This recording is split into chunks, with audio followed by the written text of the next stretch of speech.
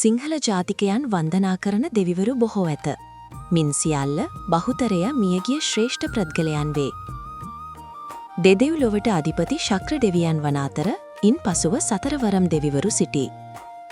මහින්දාගමනයෙන් පසුව ලක්දිව රාජ්‍යාගම බුද්ධාගම වුවද බහුතර සිංහලයෝ බුද්ධාගම සමග සමකාමීව සිංහල දේවාගමේ පුරාණ සම්ප්‍රදායන් අනුව යමින් තවමත් 33 කෝටියක් දෙවි දේවතාවියෝ විශ්වාස කරති.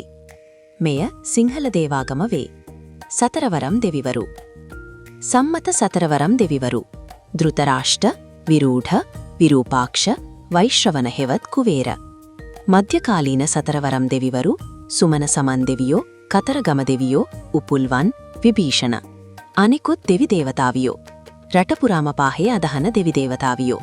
පත්තිනි අම්මා, නාත දෙවියෝ, ප්‍රාදේශීය දෙවි දේවතාවියෝ.